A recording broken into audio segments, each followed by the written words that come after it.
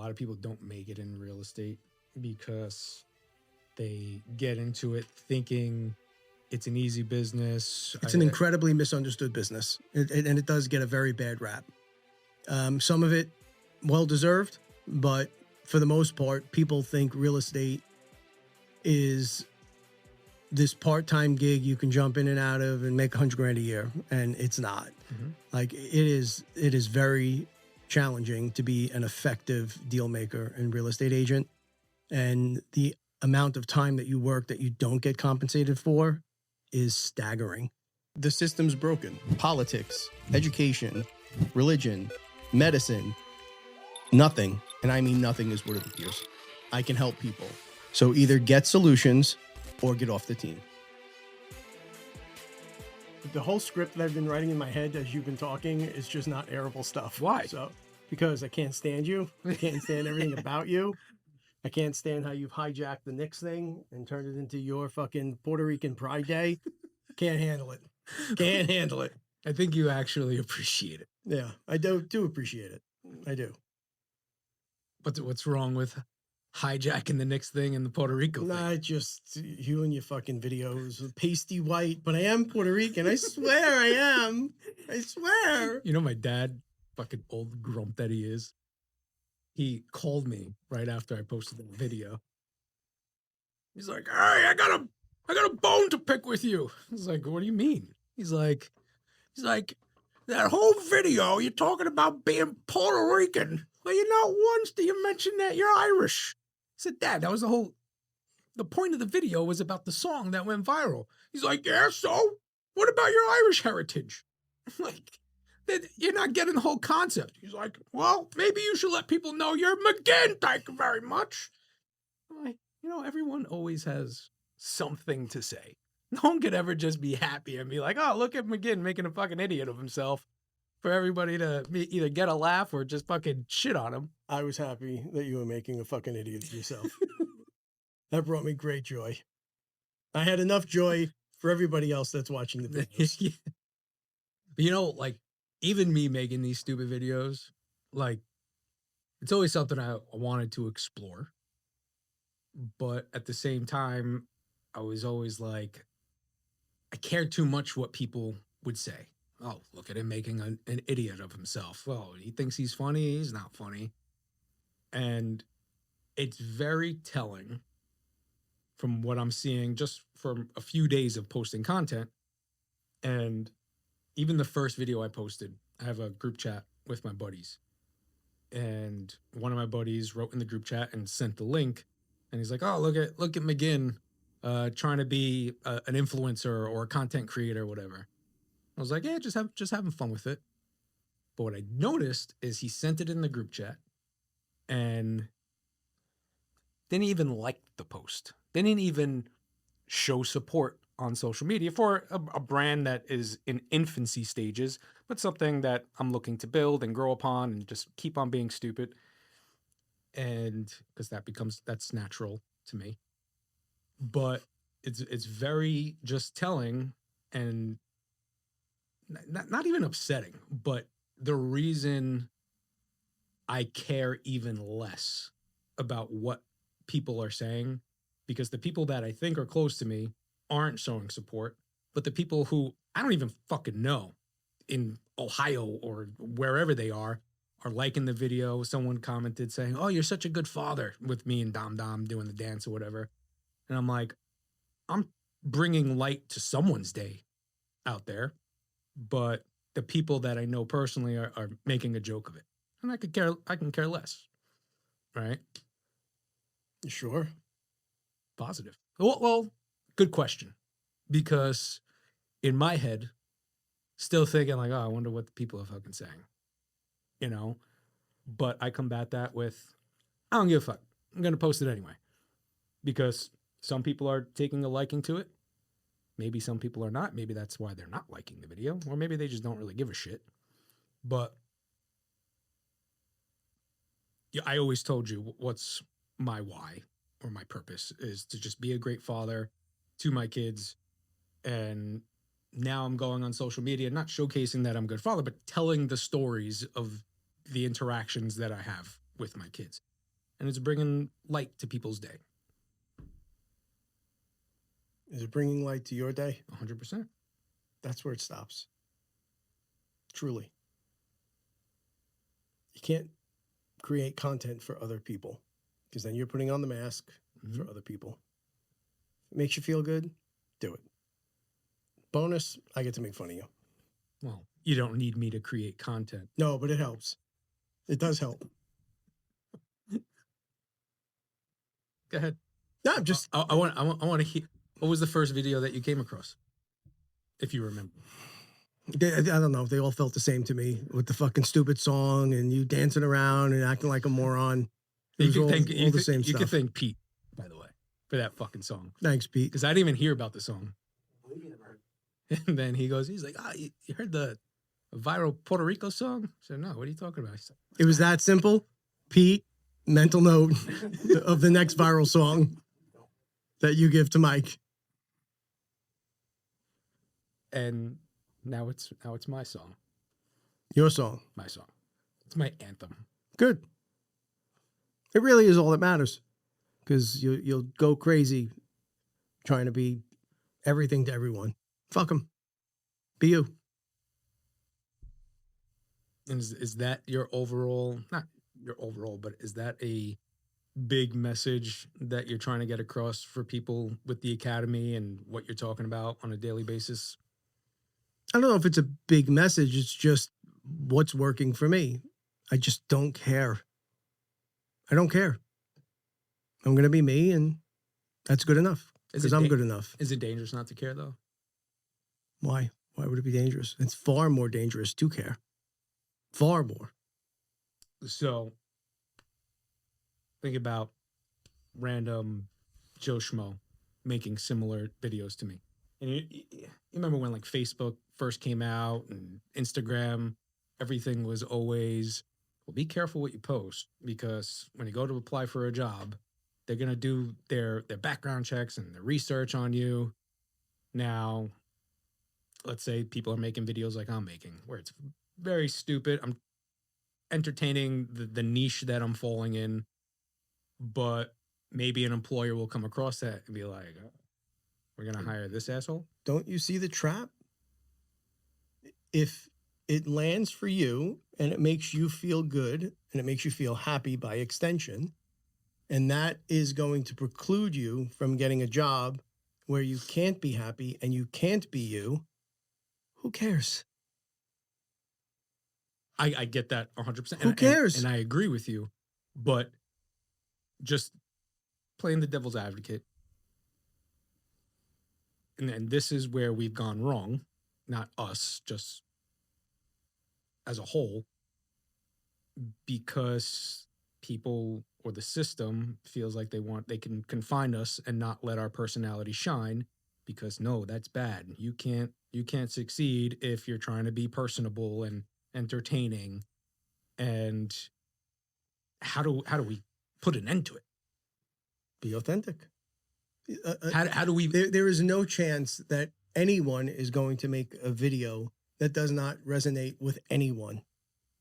Right? Like if we're going to talk about in theory, like you can never get a job again ever anywhere because your content is that obscenely offensive, then you probably should look inside a little deeper. But if it makes you feel good and it is who you authentically are, not who you're projecting, who you authentically are, who cares, man? Fuck bag is empty. None left to give. That's where people need to get to. Stop trying to pander to everybody, to these social groups and these constructs and these influences politically, socially, financially. Who cares? Be you. I don't even know if it's caring anymore. And I don't know if there is a difference, but it's people living in fear. Yeah. And how do we combat the thought of fear? Just put the bag down. The backpack I've talked about forever, just put it down. Stop. Because the alternative, similar to the question you had asked me about with the Academy, you know, why would, or what should be the first steps, or why should someone take the first step? Is the alternative better? Are people overwhelmingly true to themselves and happy? No. So the alternative is it's like these incremental steps you take further and further and further down a path that's not you. You're getting further and further away from who you are, what makes you happy, and then you live your whole life on cruise control, miserable. Why? Is that a better alternative? To me, it's a far worse alternative. And just using myself as an example, one of the reasons why I started this whole thing was looking back at my why and reading it and reading it and reading it and trying to figure out a way to pursue it. And a why, there's the why of being a great father and supportive father, but there's a second part to it where it's connecting people through laughter, Being a smiles. great father is who you are. Yes. Then there's the things you enjoy. Yes. This was natural for me when that day we reviewed the first run at the exercise on finding your why in the academy. Mm-hmm. Immediately that day it clicked for me. Like, okay, back to days when he was a DJ and he was hosting, he's going to start to produce more content. And that was another true story, mental mark for me, another good step for him. So when I first saw the videos, truly I was happy and I was proud. Mm-hmm. But then of course I had to shit on you. But it made sense to me. Yeah. Right? You're getting more comfortable. Who cares? You're being you. Like you were talking about earlier, people need to see the other side of me and who I really am, Mm-hmm. Off camera and goofy and whatever. Time and a place, but there's a baseline for me. And for the most part, I'm not this extrovert, Mr. Social. Like I've tried to be that. It's not who I am. And I'm comfortable with that. I'm totally okay with that. You are a goofball. You're an entertainer. Mm-hmm. You love to make people feel good. So do it. So when I'm talking about people seeing the other side of you and the real you, I'm not talking about James being an idiot on camera, goofy, because that's not you. What I'm talking about is the person who sees things, feels things, and I think about the water story or the food pyramid story. Your takes on those things were so natural, but also very entertaining because you were able to tell a great story and put it in perspective for people so where they were able to watch it, see the full picture, and also crack a smile. I think you don't give yourself enough credit when the cameras are rolling. The funny side that James can be, and I don't even know, maybe you're not even intentionally trying to be funny. I'm being animated and maybe a little over the top in expressing something that I'm seeing in that moment, but sometimes it just becomes too much. And that's how I manage it is I have to make light of it because it's fucking maddening. And this is the other side of it again that very few people really talk about. The more you see, the more challenging it can be to stay neutral and endure because it is goddamn everywhere. And I have to laugh sometimes that these groundbreaking things are happening and everyone's like, yeah, we were laughing that day. Okay. Yeah. So, did you see the recent video that I put together? It's not even me on camera. It's there's like a text where it says my 1-year-old slept 2 hours last night. My 5-year-old is screaming because I forgot the crust, and then it's me on TikTok and it's Yeah, little and it's guy. that funny guy. Was it Bill Hader? Yeah, and he's It's dancing. fucking funny. So the inspiration from that post was from another post I saw with the same guy, same song, but instead of what I wrote, it said, "Gas is $100, aliens are real," and I forget the last thing. And it's just the guy. It's like me on TikTok. It's like all these absurd things are happening in this world, but we're all being idiots, going, "Oh yeah, all is fine, all is good," I was playing my Call of Duty, which I love so dearly. but hate at the same time. Yes, but more love than hate. Okay. I love hate. and my buddy from Rhode Island, my gaming buddy, I never met him, but great guy. This is when the meteor came, Mhm. and we're playing, and he's like, "What the hell was that?" You hear it, and he's visibly shaken, like, what's going on here? Playing. A little time goes by, and he's like, "Oh, had to be an earthquake. Oh, you get a lot of earthquakes up there?" No. Then time goes on, and it was like, "Oh, it was a meteor." So, oh, how many meteors typically fly over your house that shake your house and the windows shake and the alarms are going off?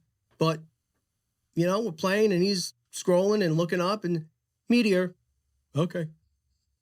All of a sudden, there's fucking meteors everywhere. Everywhere. There's meteors streaking across the sky. How? Where? Eh, it's all right. Well, What the fuck is going on? I don't know. Really? Just, it gets heavy. So to that same point, there was that documentary a few months ago that came out on Amazon Prime, The Age of Disclosure, right? And it had a short moment in the sun where everybody was talking about it, but slowly disappeared. And nobody ever talked about Marco Rubio, people within government talking about aliens and all these things, just faded. But now there's a Steven Spielberg movie, Disclosure Day, which is a fictional story based off of everything that we've been told, but it's going under sci-fi, thriller, and the documentary where people are openly talking about real things is getting less exposure than a science fiction movie that I don't even know if it's considered science fiction anymore. But this movie's getting more publicity, more exposure, and it's not even real. How? To me, that's just like, how are we getting away with really putting this in front of everybody's face, but not that? But this has been happening forever, right? Through artists who I believe are uniquely tuned into the universe, whether they know they are or they aren't. How many songs, how many movies, how many shows have we talked about where it's telling you everything? How many books? But it gets dismissed as art. And okay, not that you're just missing because it's art, but it's not real, but it is real. And they're tapping into the same things I tap into, right? My vision that I have, being ahead of markets and seeing trends. It's just opening yourself up and listening. I think that artists do that, creators do that, and this is how it translates. But if you look at how does this have to play out, because there is controlling interest, there is the cabal, right? You have to take incremental steps for people to digest it. And I think that this is all very intentional, very purposeful, and a brilliant way for them to weave in some more possibilities before quantified disclosure occurs. To me, I could see your point, but at the same time, I see this as a way of also fear mongering people. For sure. Because it could be. Because I don't know if you saw the recent clip that came out from, I don't know if it's in the movie, but it was a scene to promote the movie. It's Francisco Lindor at Citi Field, and they're playing, the Mets are playing or whatever, and they're losing, most likely, dick. And a spacecraft hovers over Francisco Lindor, and he's looking up, and he's about to get abducted or whatever, and I'm thinking to myself, I'm like, we know that this is real, right? It's been confirmed that extraterrestrial life forms exist.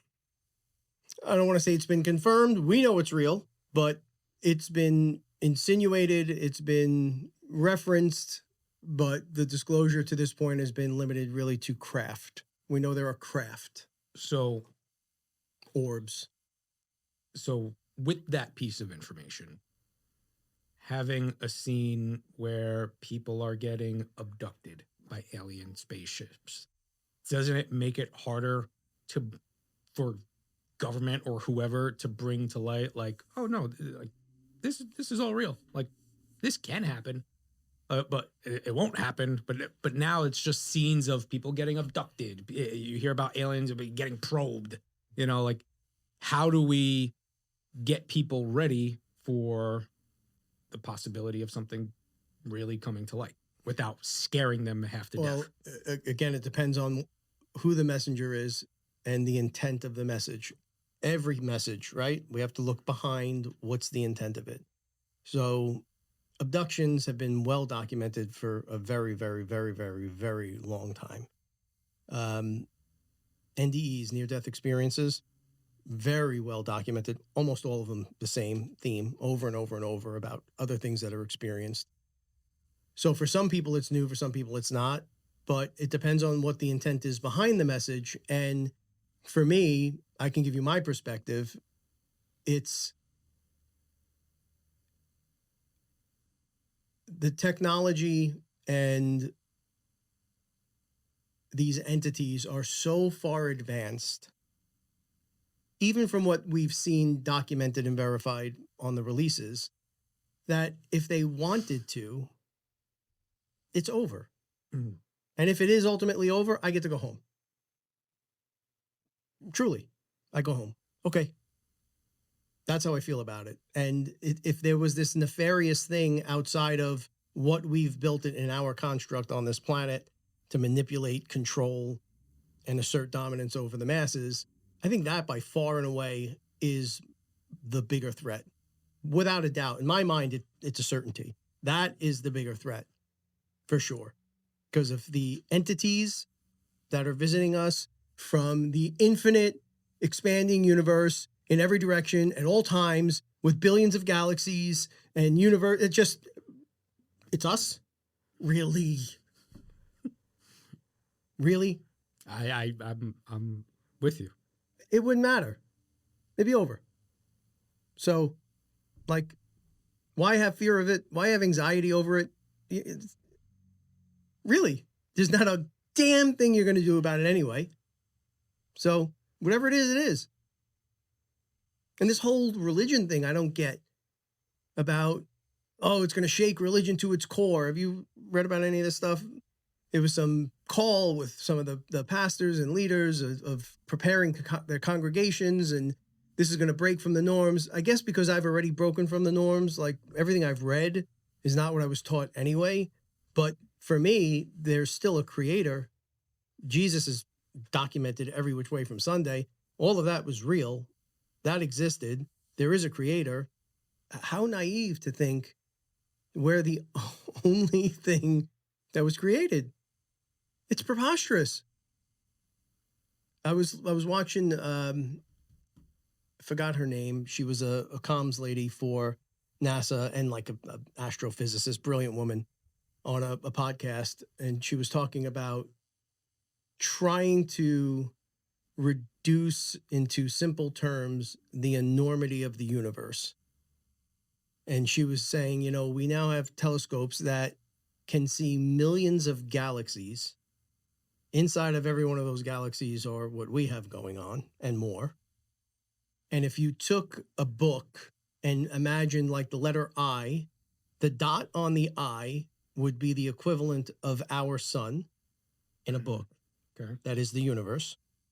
And you can fit 1,000,000 Earths in the sun. So now take the dot of the I in a book, go 1,000,000 times smaller than that. That's the Earth. Now, how much smaller do you have to get to me and you? How inconsequential all of this is, that we carry all this anxiety and fear and bullshit around. It just doesn't matter. You talked about the telescopes can see all the galaxies. Not all, But not all the galaxies, but you can Yeah. see. And there's that one picture, I don't remember the name of it, but they pointed it at like the darkest spot in the sky or whatever. And it just showed dozens, hundreds, maybe even thousands of galaxies just at that one spot. But what I don't see enough of, and I feel like we have the technology, if you could see all the galaxies in that one spot, is how are we not able to zoom in to those galaxies and see clear as day pictures of the planets within those galaxies? Who says we can't and we don't? What hasn't been put to the surface? Neither was the NASA feed as 3i Atlas buzzed us. NASA went down. That, ugh. Again, it's just, it's so curated. Everything is so curated. None of it is real. And I'm good with that. Like, I'm not good with the way they're curating it, but I'm good with knowing what I know, I know. And I have documented for a decade plus now things that I've seen way ahead of the curve. When you know, you know. What do you think is the most important thing that you 100%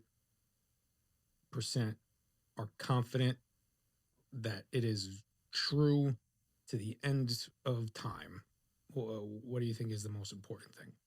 There is a God. We grossly misinterpreted those teachings. Jesus set the record straight. Not that you have to be a Christian or a Catholic. That's not at all what I'm saying. In fact, it's very different than what I'm saying. Love your neighbor. Know there's a God. Love your God. And just chill. We are all one. We're all connected. The more and more you hear about quantum entanglement, the more and more you start to understand we're all made up of the same molecules, and they're able to take these things and spin them and send them to different ends of the galaxy. And what you do to one immediately impacts the other. Everybody's connected. You mentioned something before where you're like, well, if I go home, I go home. Now, in context for people who don't understand, when you say home, you mean die in this realm or however you want to frame it and go to heaven, connect to source, whatever it may be. A lot of people may hear that and say, this guy is nuts. He's okay with just That's dying. okay. Why is it okay? Because I have no fucks left to give. I'm not here to convince anyone. I'm not selling anything. I'm sharing what I've seen and what I know through my experiences. And what I have seen is beautiful. Pure love, pure acceptance. I can't even explain the utopia of utopias. And I feel that pull to go back home. And that's scary. But I've been working through that I'm here for a reason, and I'm going to serve to the highest way I can without expectation what my mission is. And when it's time to go home, you go home. That's how I'm rationalizing that, because that gets heavy as fuck too, is feeling like I'm not supposed to be here, but I am. So,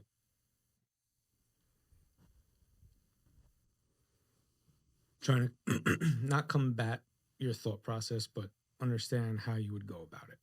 So, a lot of people could take that and say, well, what if someone was suicidal? Right? Just use an example that's close to home. Junior or Allie come to you and say, Daddy, I don't want to be here anymore. I don't want to live.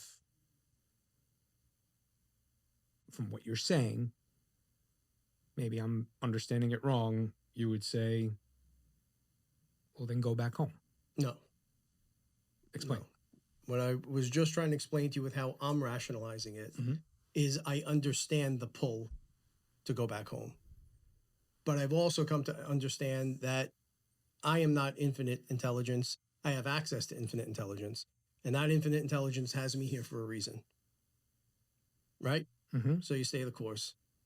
It's not my plan. It's a plan that I'm a part of. And when it's time, it'll be time. So do you feel like every death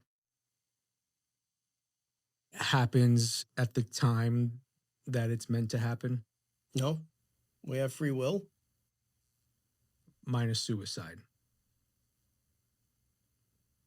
Someone gets into a car accident and they die. Was that God or source saying it's time for this person to come home? Someone gets cancer. They fight to get better. So, but we have to look at beyond the event, which is very hard to do, right? Papa's suffering with cancer. You have to question why. Why would the guy go through this? But then I saw 9 years of heroism at a level I didn't think possible for a human. There were so many lessons and so much inspiration that came from that. You kind of understand it a little bit more. I think a lot of the things we suffer are self-inflicted, not proactively, but reversing the food pyramid, eating all this shit for as long as we did, getting as sick as we did. And this is part of the growing up journey because we look at it through, again, where the dot of the eye pulled back a million times in size, then pulled back to each individual. But for us, in our experience in the moment, it feels like the only thing. But it's not. It's not. The things that happen to us on a day-to-day basis, you had said to me at one point, how do you not have fear anymore? How do you not have anxiety anymore? Realizing how inconsequential we really are in everything that we're doing, our day-to-day bullshit, it's just not relevant. It's not even relevant outside of our immediate circle, never mind in the big picture. It's just not. So we have a little bit of time that we're here, and then we have infinite time that we're not. I know it. I was going to say I believe it. I don't. I know it. So I'm okay with it. The events that happen here feel so close because it's our little world, but they're not. They're really inconsequential. Do what you love. Do what you love. Have fun. Enjoy yourself. Thinking about the short amount of time that we're here, I was driving in the car the other day, and sometimes just driving in the car with no music, nobody else in the car is like the best time to just wander off. And I was thinking, I was like, all right, I know my parents, I know my grandparents. I don't know anybody past my grandparents. And then I started going through this loophole of how long does my lineage go? And I couldn't even think of my great grandmother's name or my great great grandmother. And I'm trying to think like the things that I'm stressing about every day. What stresses did they go through? But I don't even know them. I don't have any memory, no knowledge, no nothing of these people. And it's not a fear, but it was a thought that came to my mind is like, one day I'll be forgotten because my time here was so short and eventually people just forget.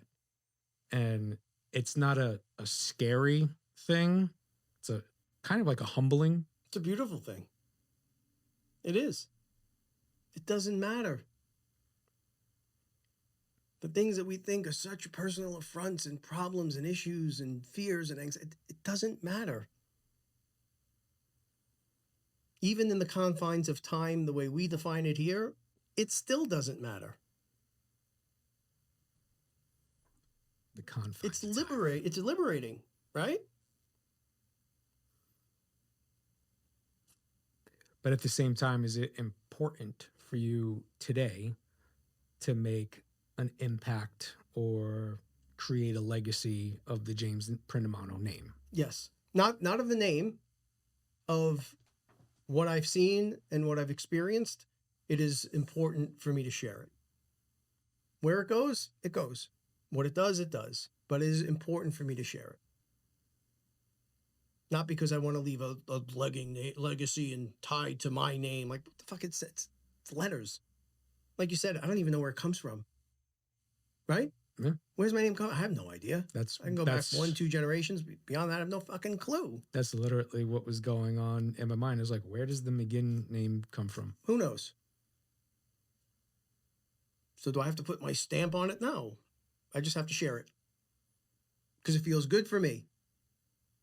So that's what I'm doing. You brought up a book in book club as a recommendation. And by the way, appreciate your recommendation of like trying to shift away from self-help. Think it'll be refreshing. And I was kind of hoping to get people to go with the book that you had mentioned, and I can't think of the name off the top of my head. Fingerprints of the Gods. Correct. I don't know why I just corrected you, but yes, that's the one.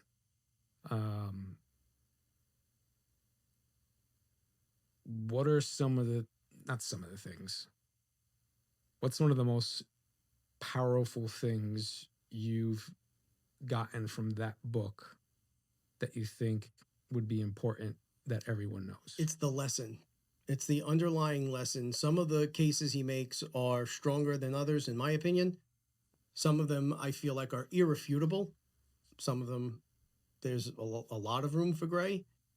But the message from the book over and over and over again, and for an analytical mind, it's a good case study to go back and reference, is so many things are likely not what we have been told, that I felt it would be a good book. And it's of course it's what happened, but I texted Rob about it this morning because I also felt like it's a good book for these guys to open their minds to start understanding that the messaging just isn't real across the board.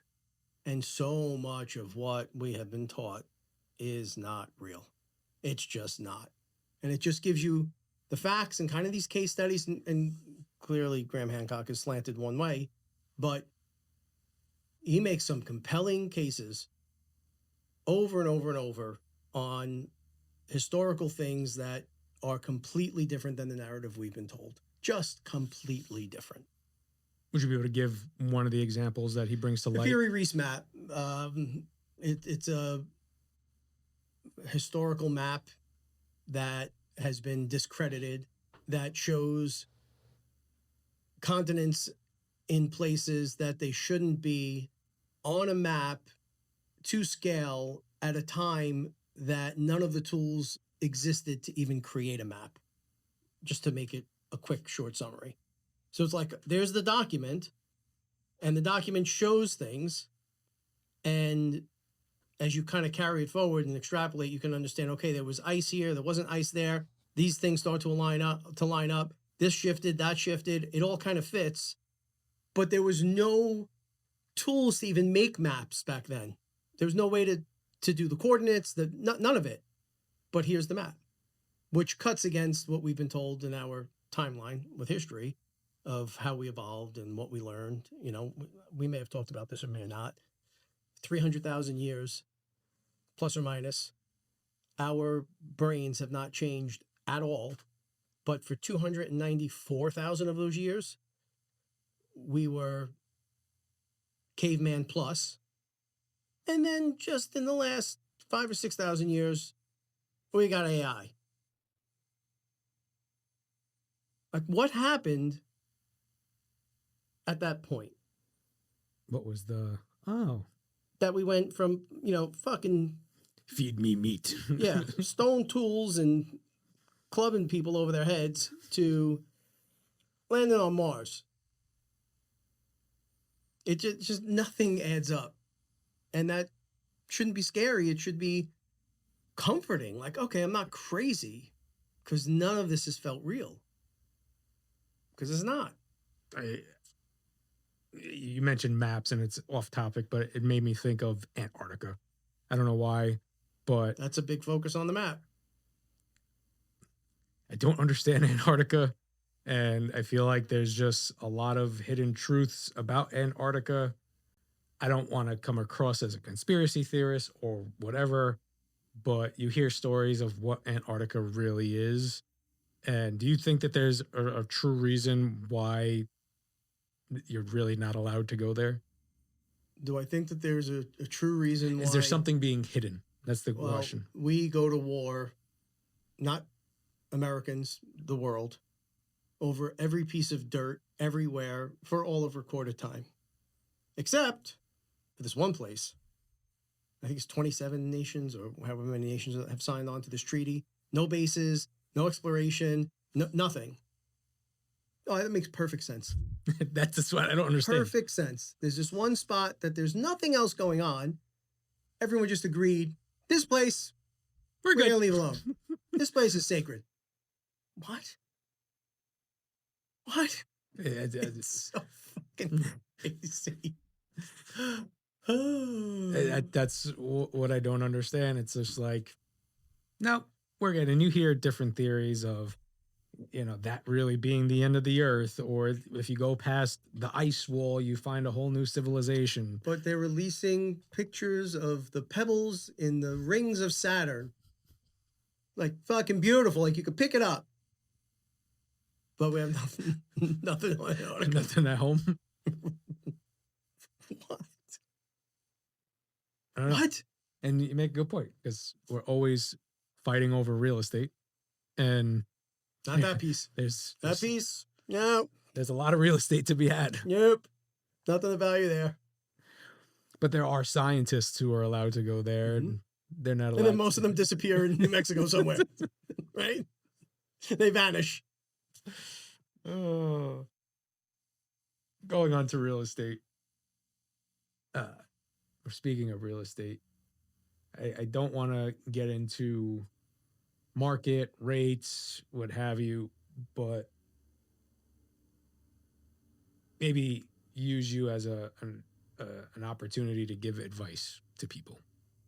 So me and Pete were here yesterday, and I won't say names, but an agent came in to the office, and he or she looked at me and said, "Is there any leads you could just give me?" I said, "Huh?" He's like, "Is there any leads in Monday that you could just give me?" I said, "Well, I just can't give you leads." I was like, because if someone's calling on 123 Main Street and that's a commercial building for Sonia or whoever, how is that going to look for the other agent? He's like, I'm just looking for anybody to reach out to. And I felt bad in the moment, but I couldn't do anything. And if an agent were to come to you and ask you that same question, what would be your immediate response? Talk to Mike.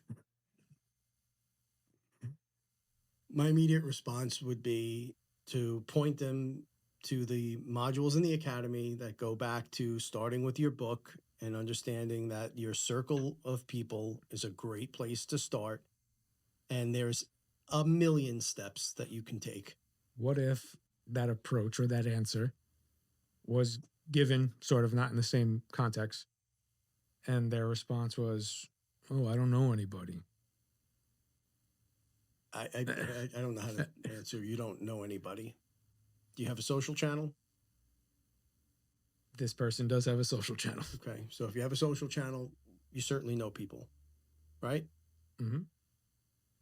You could do everything from mailers to very sophisticated AI targeted high likelihood seller candidates and drum up a book of business in 30 days, have a pretty healthy pipeline. In today's day and age, call every single expired every day.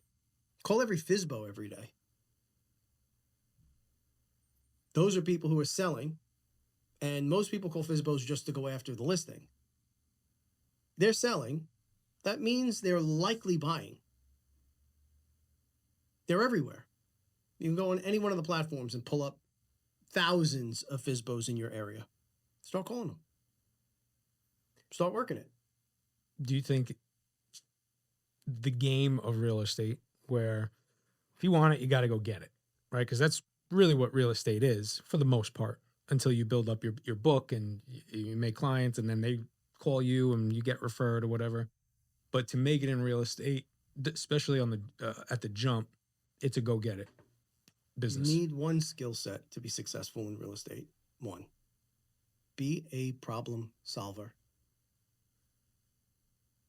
You don't have leads that you can work right now? Generate leads. You can't find that perfect home for someone? Find a different path. Solve people's problems, and you will be the best agent ever. Solve other people's problems, and you're untouchable. Be a problem solver. Do you think a lot of people don't make it in real estate because they get into it thinking it's an easy business? It's an incredibly misunderstood business, and it does get a very bad rap. Some of it well deserved, but for the most part, people think real estate is this part-time gig you can jump in and out of and make 100 grand a year, and it's not. Like it is very challenging to be an effective deal maker and real estate agent, and the amount of time that you work that you don't get compensated for is staggering. I think most people come into it, they're at a closing like, oh, I saw, Johnny got a check for 20,000. I'm going to go and I'm going to make 20. No, doesn't work that way. It's a difficult business. It really is. And I think a lot of people think just because they have their license, friends, family, whoever are immediately just going to go to you because, oh, cousin Tommy has the real estate license. They'll come to you when you're solving their problems. And I've experienced it firsthand when I first got my license. My best friend, first buying a house, didn't even know about it. All of a sudden, he posted a picture on Instagram that he posted a house, that he purchased a house. And I was like, this motherfucker.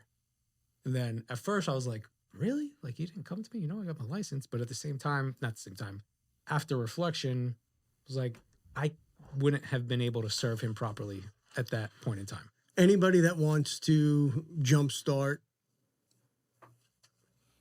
a healthy pipeline and lead flow through the few things that we've talked about and delivering value on social media, it is so easy today to collate the reports.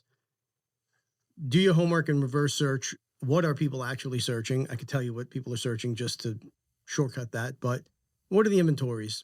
What's new? What's been on the market? What is the average price? Break it down by specific neighborhoods where you want to work. Give them the sale comps, the days on market. Give them insight into where interest rates are, what the bank rate is today. You run just that campaign on social, and you pick an audience that is interested in real estate, which the algorithm will do for you. You put a couple of bucks behind it, and you do it consistently. And I promise you, you will become the person in the feed for people you never even met who are interested in these things, and they stop and they look, and now they start to connect. Oh, wow, Mike's the guy who gives me this report every week or every day or every month or whatever it is. Consistently deliver value, solve problems, and you can build a pipeline that you will never be able to manage yourself. But you got to take those steps. You can't think, I have no leads, I don't know anyone, I can't reach out. I understand all of that, but 30 years in, looking back at the tools we have today, it is so easy to reach people. And the data is everywhere. And the algorithms will tell you that platform that we've used with Pete over and over and over, where I think people are searching for something this way. You put that phrase in and it's like, actually, no, this is exactly what they're searching for. This is the amount of results that come up when they search. This is the amount of unmet demand. Here's your niche. Go fill it. It's that easy. And you can put that together in a day. But you got to do the work and you got to enjoy it. Like, you've got to feel it. You got to be like, oh, wow, inventory levels are up here, or they're down there, or the price, the trends. If you don't feel it, don't do it. But it's not an easy thing to do, the profession, collectively.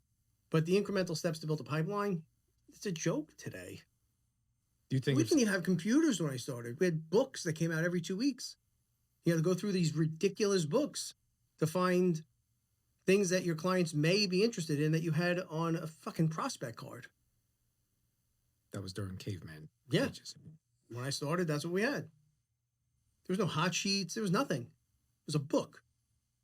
This fucking big. It came out every 2 weeks. You know what's crazy is, like, on topic but off topic at the same time. I think about, like, when I was in college and I had to do a paper and I had to do research, and I would go on Google, and at that time I would have to go through different links to find the information that I needed.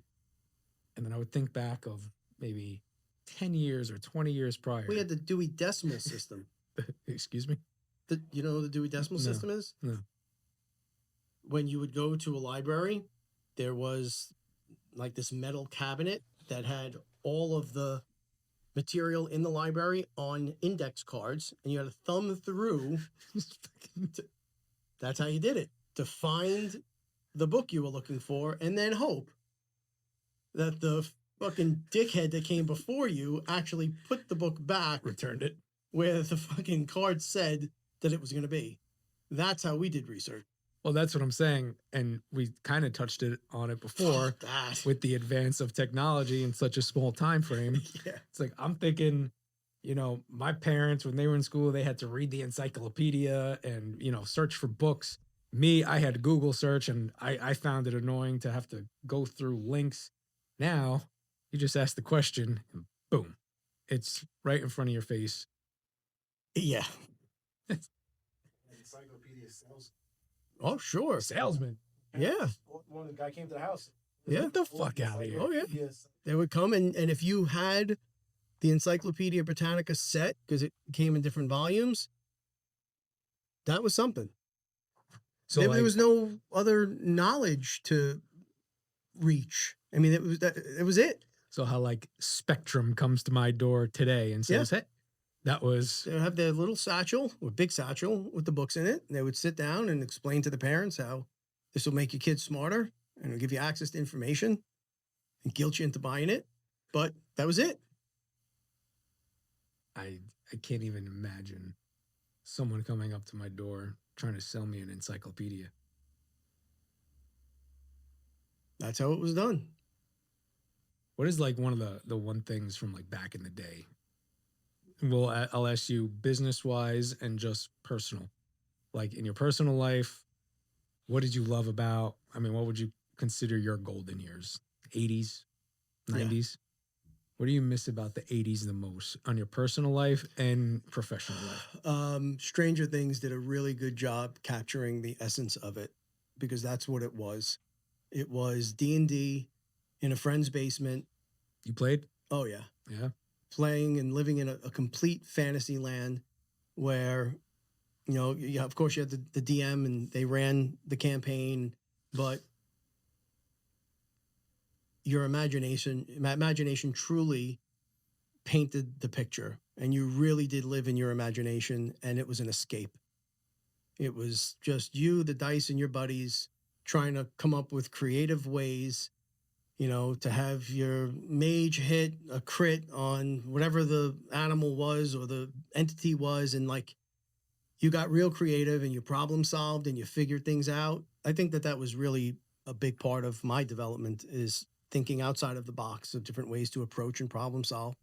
Sitting around playing D&D is some of the fondest memories that I have. I think we should play some D&D. I have all the books. I've never played a single second. I played a couple of years ago. There was a group that got together and we played every so often, and it was fun, but I took it seriously because it was my checkout time, and who didn't show up and who had life gets in the way and whatever. Yeah. But yeah, definitely Stranger Things did a really exceptional job capturing that. Do you think, I mean, times are different, but the way video games are expanding, video games are the new escape for people, but that social interaction, and we always talk about social interaction going to be the number one commodity, do you think that's what's missing a lot in children today? The social interaction, and because they could socially interact, but over headphones and a microphone most of the time if they're playing games. And there's too much. You go past that tribe thing we've talked about too quickly and easily with video games today, right? You're trying to be everything to everyone, and you end up being no one to you. So the video games today still allow you to problem solve and still allow you to be creative, and I still find them as an escape, but it's different. Like the whole world around the action you built with your mind. Now you see it and you problem solve the incremental steps. Big difference. What do you miss on the business side?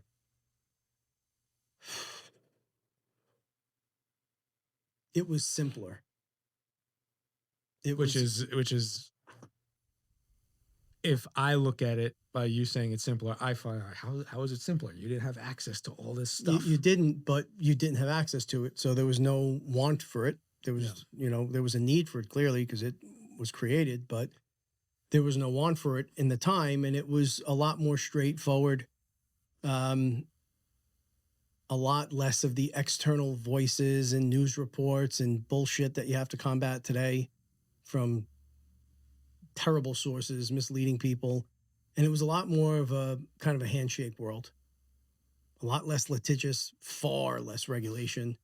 You know, not that you used it as a license to do wrong, but you just did what was right and you made deals, and it was a simpler way of doing business, far simpler. I mean, nowadays, in use real estate as the example, you know, agents feel the need, and I understand the need, but to come across a certain way on social media. Our agents here put together great content with our creative partners. And then you look at other real estate agents from North Carolina, and they're putting out very similar videos. You guys didn't have that back in the day. You didn't have the access to put your brand out in front of millions of people potentially. But you went out to events and you networked. Is is everybody competing right now to look the same? Yeah. When back in the day you were competing not to look the same, but to make a different impression. You were looking to stand out and to leave an impression on somebody. It's the opposite. Today, you know, we went back and forth with some of the creative teams, and over and over and over, it was like, don't curate me. I won't do it. I can't do it. I'm just not comfortable. No, but this is what's trending. And I don't give a fuck. I can't. It's hard to get to that place today because you see it, you think it means success, so you emulate it. Right? Mm-hmm. That's what it's all about. And then one after the other, you see them who gets caught up in this, who got sued for that, who got that. Be authentic. You're here for a short time. Be yourself. Really. I feel like that's Enjoy. really becoming a more and more recurring theme or saying that you say. Be authentic. You're here for a short time. Enjoy. It's true. And I've just seen too many things. Can I talk about, well, I'll leave some details out, but what I saw and then what I texted you guys and then what happened here? So as we were talking earlier, I thought about that and I said to myself, I don't know if he wants to talk about it. So I didn't bring it up because I didn't want to make you feel like you had to. So yeah, I don't give a fuck. Go for it. So yes, I want you to talk about it. I have really, really, really, really clear dreams. And at night, part of the routine before I go to bed, I meditate. And at some point in the process, sometimes when my eyes are closed, I can still see the room, but in like dark waves, like almost like energy waves. Mm-hmm. At first, it was a little unnerving because you think your eyes are open, but they're not. And then I got more comfortable with it. And the more you meditate, the more connected you'll become. And as this was happening, and I was seeing the TV and this half wall that I have in my room and the dresser, I see two red eyes, like, I don't know, a foot and a half off the ground, tilted, like the reddest of red, glowing eyes, looking at me with the head tilted. It reminded me of Rocky, like, you know, that dopey, oh, what do you mean I can't run through the door? You know, oh, what do you mean? With the head tilted. And I felt like no fear. I felt like it was something was looking at me, and it was like either saying like, how do you see me? Or what are you doing? You're not supposed to be here. But that's what was coming through. So I text you guys about it. And a lot of things happen with me that I never talk about, but sometimes I feel I need to text it. So I text it and I say, and Mike, I gave it your address, right? A day or two later, you show up here with your daughter, who is young, 5 years old. and has no idea what's in our group text, right? There's nothing that's talked about, whatever. And Because if I told my wife that you told me that you sent the demon think to I'm my nuts. house, right. And of course, I didn't mean I'm sending a No, demon I to your know, house, I know. but I got worried about that for a second. Yeah. Right. And she comes in and randomly just draws an evil bunny and an evil bear with the eyes tilted, bright red, exactly what I saw. I'll be honest, I didn't know when I saw you. When she drew it, I didn't think about the text message. And then you came in and it wasn't fear that you had, but just utter shock. She drew what I saw. And even the eyes tilted, beat red. Even when you picked up the paper, I saw this. Yeah. And I didn't even see that as fear, just again, shock. And then because in that moment, I'm thinking the worst, Mhm. which I had to stop and not put emotion behind. I said I was going to send this to Mike's house. Right. Mhm. And then I quickly moved off of it. Wasn't malintended. And if it was malintended for you. Certainly not for your daughter. And then it just became, this is one of those precognitive things that happen. And of course, your daughter, who's here twice a year, right, happens to be here 2 days after I text this to you and draws exactly what I saw. So you have enough of those things. And I tell you guys about this much of it, right? Because I'm still getting my arms around it. And it just becomes comforting. Like it's just, yeah. I had a feeling something was wrong when I saw my daughter sleeping but floating, foot in the air. I probably should have said something about that. Babies levitating down the hallway, hon. Okay. It's okay. Everything is fine over here. Babe, she's speaking in tongues. But yeah, it was utter shock that I saw. And when I put 2 and 2 together, I didn't even know how to respond because I made the connection. I was like, oh, he's talking about text messages. He said red eyes. Mr. 160 IQ immediately connected it. Did he? As soon as he looked at it, he said he was sending it to your house. Yeah. 2 IQ. It took a few minutes. But I didn't know how to respond because I'm like, it's my daughter. Yeah. I don't want any type of that type of stuff surrounding her, even though I find paranormal, whatever it may be, interesting. It is interesting, but it's dangerous. I told you this that day, as much as I can't fucking stomach the sight of you.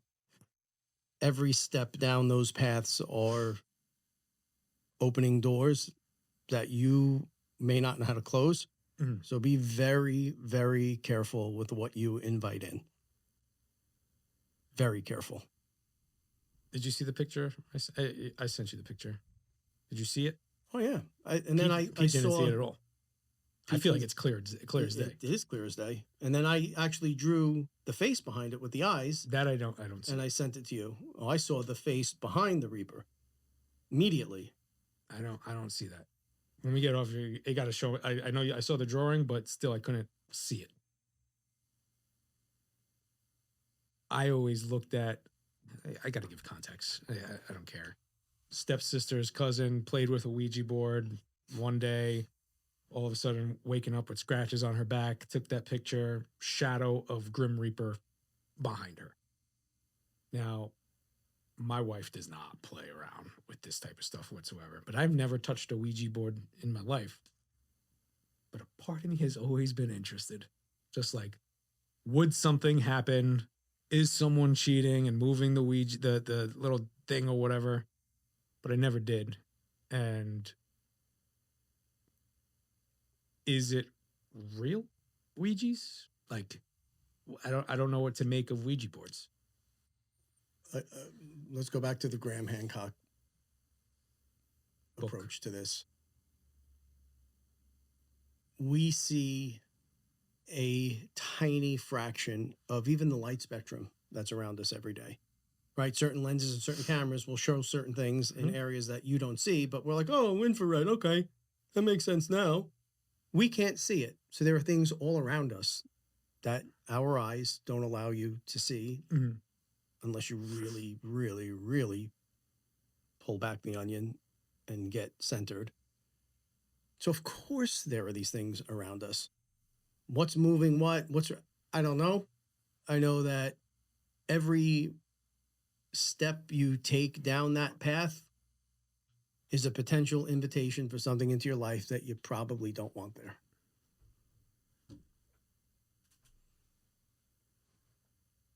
I always So go home and play with the Ouija board. Fire it up your ass if you have to. play alone. I've always saw it and I was like, oh, there's always that one person who moves it around. But I don't know, because I feel like how do you? I don't think that the action of if someone is moving it around or not matters. The action is you're calling in and inviting something into your world and life that doesn't belong here. that doesn't belong there. Certainly not at the stage where you're doing it through a Ouija board, right? Mhm. There's advanced levels of people that could do different things. If you're a kid fucking around with a Ouija board, probably not nearly rounded enough and sound to deal with what might come through that door. So don't open it. Really. Don't open it. I have a feeling you're gonna buy me a Ouija board for Christmas, and just me. I might buy you stock in the company, make you an owner of that shit. Peter, what have you seen on social that is throwing your mind? Nah, I got nothing this time. Have you ever, before we wrap, has there been anything new? Not talking about spirits, space, aliens, whatever, that maybe something you went through where it's just like, this is not real. This isn't making sense. What do you mean? Nothing is real.